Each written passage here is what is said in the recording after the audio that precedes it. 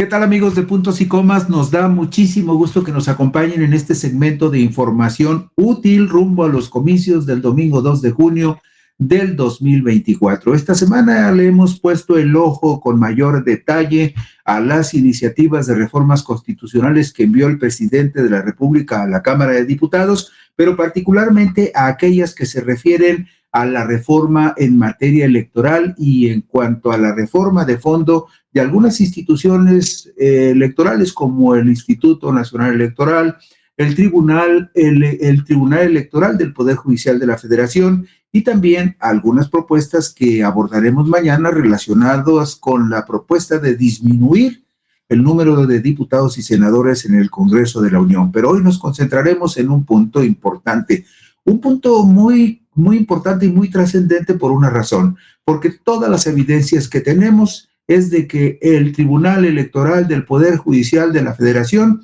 es una institución que está en un franco proceso de descomposición y todo eso tiene que ver con el origen del nombramiento de los magistrados que integran la Sala Superior. Cuando el tribunal se convierte en un botín de los partidos políticos y de los poderes facciosos, el asunto no puede caminar bien.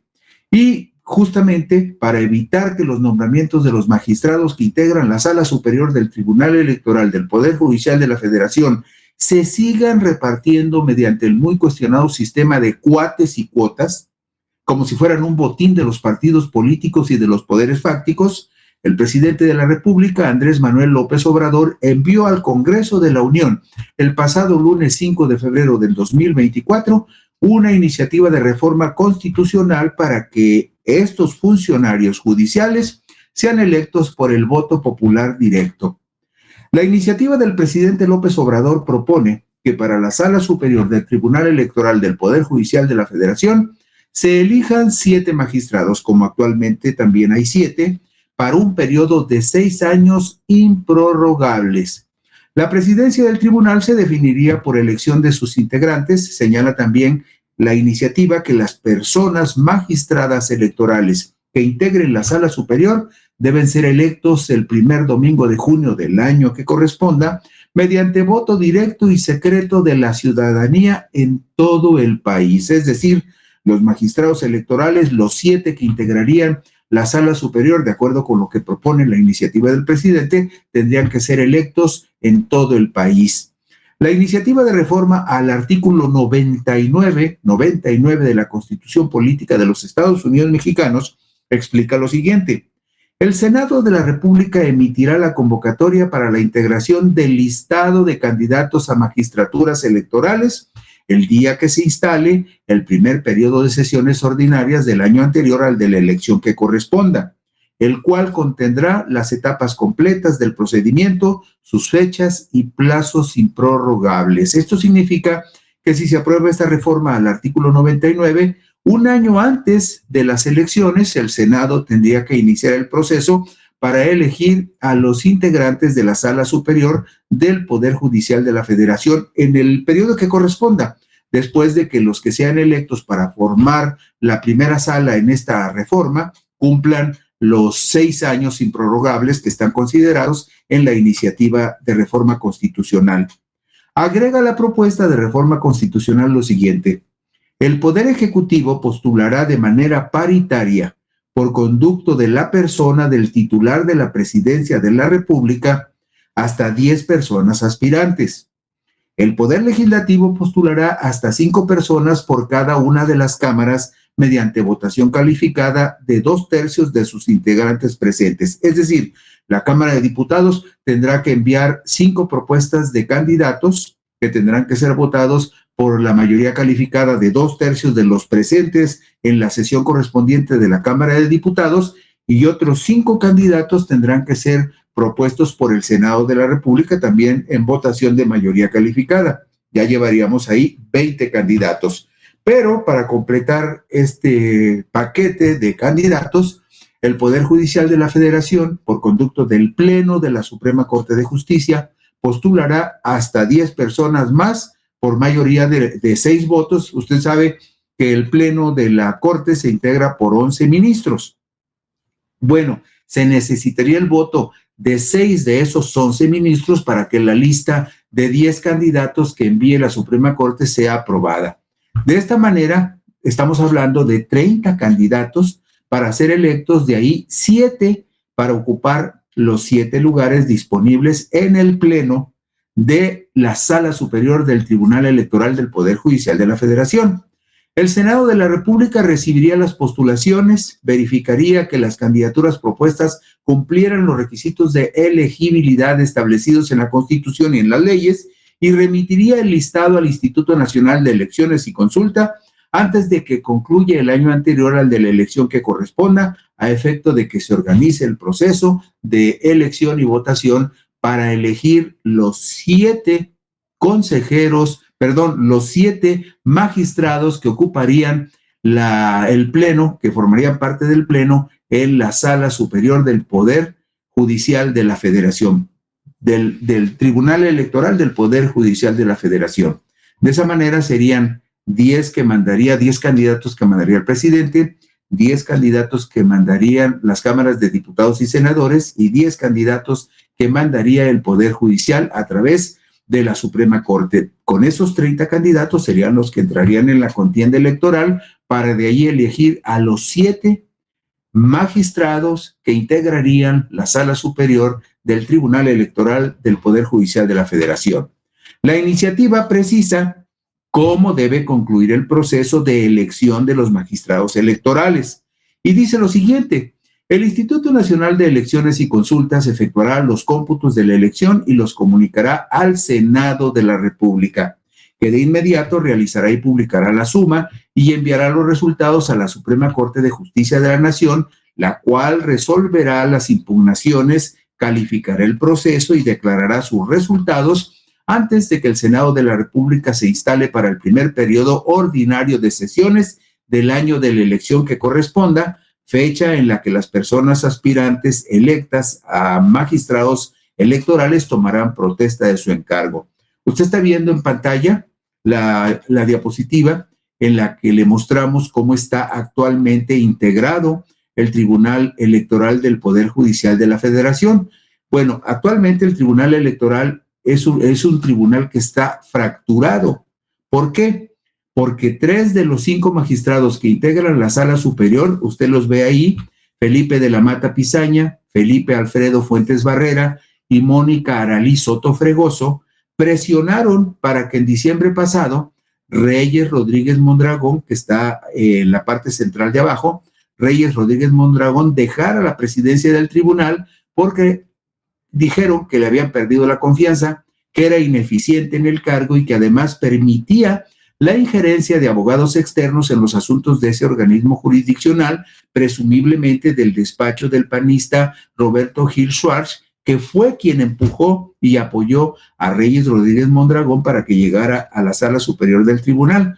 Y usted observará también en la diapositiva que tenemos en pantalla que solamente hay 5 magistrados cuando la ley establece que deben ser 7. Ahora le decimos por qué. Bueno, pues el magistrado Reyes Rodríguez Mondragón, que ven en la parte del medio, en la línea inferior, el magistrado Reyes Rodríguez Mondragón llegó al tribunal electo respaldado por el panista Roberto Gil Schwartz, quien fue senador de la República y secretario particular de Felipe de Jesús Calderón Hinojosa cuando éste ocupaba la presidencia de la República. Al ser defenestrado, Rodríguez Mondragón solo contaba con el respaldo de la magistrada Janine Madeline Otálora Malassi, que es la última a mano derecha en la fila de abajo. ¿Por qué impugnaban al magistrado Reyes Rodríguez? Porque, pues, por una razón muy sencilla, porque se consideraba que tenía una particular inclinación para resolver los asuntos del tribunal en favor de la derecha y en particular en favor de los intereses que representa el PAN y sus aliados electorales. Entonces, estamos viendo ahí que funciona actualmente con solo 5 magistrados la Sala Superior, pues están pendientes los nombramientos de quienes sustituirán a 2 magistrados que terminaron su encargo en octubre del 2023. Ahí ve usted a la magistrada presidenta Mónica Aralí Soto Fregoso, Felipe de la Mata Pizaña y Felipe Alfredo Fuentes, fueron los que presionaron a Reyes Rodríguez Mondragón para que dejara la presidencia del tribunal en diciembre y a partir de que del inicio de año, Mónica Aralí Soto Fregoso quedó como presidenta del tribunal. Y usted se preguntará por qué tiene cada uno de ellos el logotipo de un partido. Por una razón muy simple, porque ese logotipo representa el interés del partido que propuso y promovió y se repartió como cuota partidista cada uno de los magistrados que usted ve en la pantalla. Por ejemplo, Mónica Aralí Soto fue cuota del Partido Revolucionario Institucional, Felipe de la Mata Pizaña y Reyes Rodríguez Mondragón se les considera cuota política del Partido Acción Nacional, Felipe Alfredo Fuentes se le considera cuota del PRI y a Yanín Otálora Malasis se le considera una cuota negociada entre el Partido Acción Nacional y el Partido de la Revolución Democrática. Eso es justamente lo que pretendería inhibir, evitar la iniciativa del presidente de la República cuando propone que los magistrados de la Sala Superior del Tribunal sean electos por el voto directo de los ciudadanos. Y mire usted, en la diapositiva número 7, vemos a los dos magistrados que ya terminaron su periodo el 31 de octubre del 2023. Estamos hablando de José Luis Vargas Valdés, quien también ya fue presidente del tribunal, y vamos a ver sus antecedentes en unos minutos, y también terminó Indalfer Infante González, que terminó el 31 de octubre. José Luis Vargas fue cuota política del PRI e Indalfer Infante González era cuota política del PRD. La Sala Superior permanece incompleta con 5 de 7 magistrados. En diciembre del 2023, el Senado de la República informó que pospuso hasta el periodo ordinario de sesiones que empezó el 1 de febrero de este 2024 el nombramiento de los 2 nuevos magistrados electorales, lo que hasta la fecha no ha sucedido. Ya ha visto usted que el Senado y la Cámara de Diputados son muy flojos para resolver las urgencias, o si políticamente no les conviene, pues no toman decisiones y no resuelven.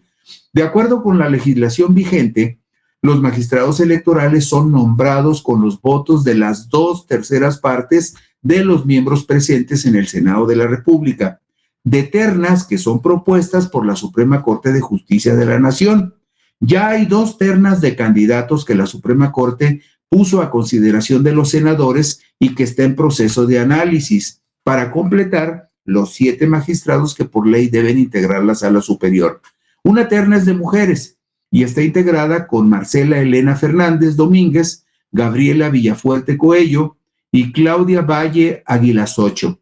Y hay una segunda terna que está integrada por varones con Rubén Jesús Lara Padrón, Francisco Javier Sandoval López y Armando Ismael Maitret Hernández. ¿Pero cuándo los va a nombrar el Senado? Pues ya le queda muy poco tiempo al mes de febrero. Estamos a 21 y febrero trae 29 días, quedan 8 días. Igual no salen estos nuevos magistrados en febrero.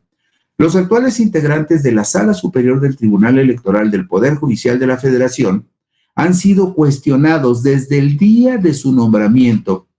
De cuates y cuotas fue la fórmula que se impuso el martes 18 de octubre de 2016, cuando el PRI, el PAN y el PRD acordaron en el Senado de la República quiénes serían los 7 nuevos magistrados electorales designados el jueves 20 de octubre del 2016 durante una sesión ordinaria. De acuerdo con fuentes de la Junta de Coordinación Política citadas por el periódico Reforma, las 3 bancadas determinaron que de las 7 posiciones del Tribunal Electoral Federal, 3 serían definidas por el PRI, 2 serían definidas por el PAN, 1 por el PRD y 1 más sería negociada por acuerdo de todas las fuerzas políticas. Por eso, si vemos la diapositiva número 10, vamos a observar lo siguiente. Ahí ve usted los magistrados que fueron electos por un periodo de 7 años. José Luis Vargas, que fue una posición del PRI, e Indalfer Infante González, que fue una posición del PRD. Ellos terminaron el año pasado, el 31 de octubre. Hubo magistrados que fueron electos por un periodo de 8 años, que van a terminar justamente en el 2024, como es el caso de Felipe Alfredo Fuentes Barrera, que fue apoyado por el PRI para llegar al tribunal, y Reyes Rodríguez Mondragón, que fue apoyado por el PAN, por gente muy cercana al expresidente Felipe Calderón.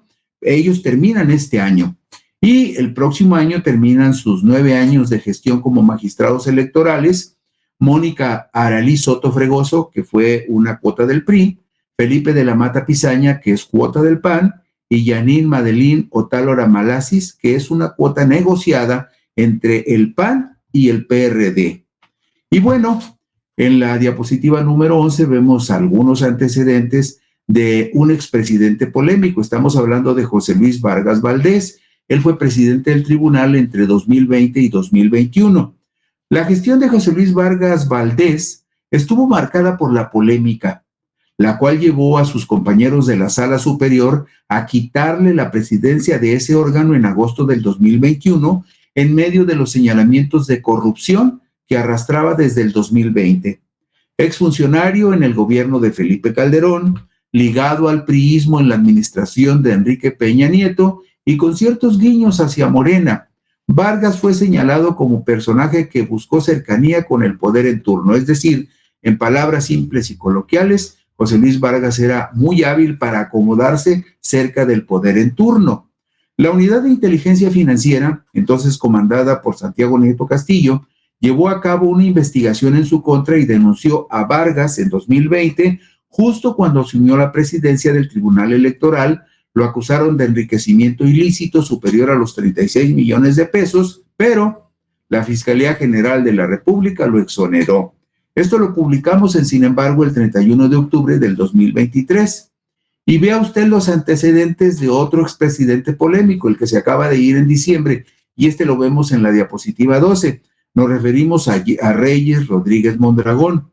Bueno, pues en septiembre de 2021, el periodista Álvaro Delgado publicó en Sin embargo que Reyes Mondragón, quien entonces era el nuevo presidente del tribunal, era señalado por presuntamente exigir moches a empleados que contrató. Un expediente integrado por la Dirección General de Investigación de Responsabilidades Administrativas del Tribunal Electoral, con información documental y testimonial, al que sin embargo tuvo acceso, mostraba que Rodríguez Mondragón habría incurrido en faltas administrativas graves.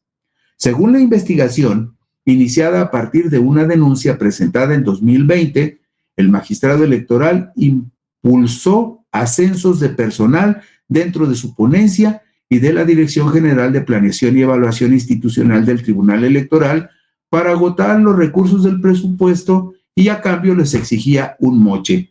¿Por qué estos dos antecedentes? Para que usted se dé cuenta de dos cosas, de que además de que estos magistrados fueron impuestos y repartidos como cuotas partidistas, también es evidente que no son personajes que tengan una conducta que pueda ser plausible o reconocible de personas, digamos, que lleven con dignidad la investidura que les fue conferida. Bueno, ya nada más para cerrar. El Tribunal Electoral del Poder Judicial de la Federación es un órgano especializado del Poder Judicial y máxima autoridad jurisdiccional en materia electoral, excepto cuando se trate de acciones de inconstitucionalidad de leyes electorales federales y locales, cuya resolución corresponde a la Suprema Corte de Justicia de la Nación. Es el órgano encargado de resolver en última instancia cualquier impugnación y controversia que se presente en los procesos electorales federales y locales. Es asimismo el encargado de realizar el cómputo. Fíjese usted, ¿por qué es tan importante este tribunal?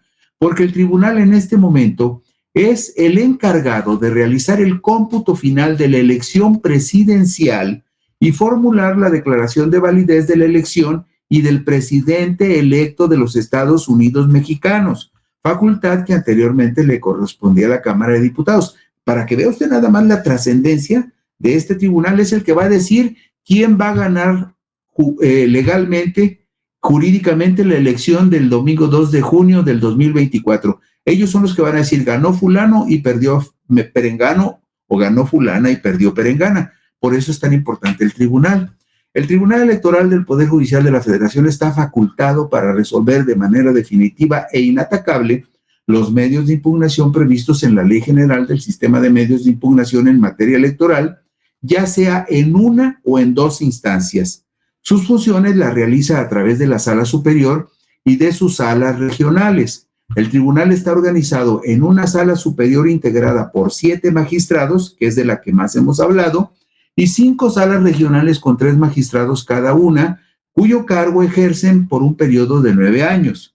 Cuenta también con una sala especializada para atender asuntos relacionados con la fiscalización de los recursos de los partidos, la propaganda y los actos anticipados de campaña. En síntesis, ¿qué pretende la iniciativa del presidente con respecto al Tribunal Electoral? Sustraer la designación de los magistrados de los intereses facciosos de los partidos políticos y de los poderes fácticos, pues para que sea el pueblo que vote y diga, pues yo quiero que sea este, y que por elección popular se elija a los integrantes de la Sala Superior del Tribunal Electoral. Y con esto concluimos hoy Puntos y Comas. Mañana por aquí nos encontraremos. Gracias por su atención.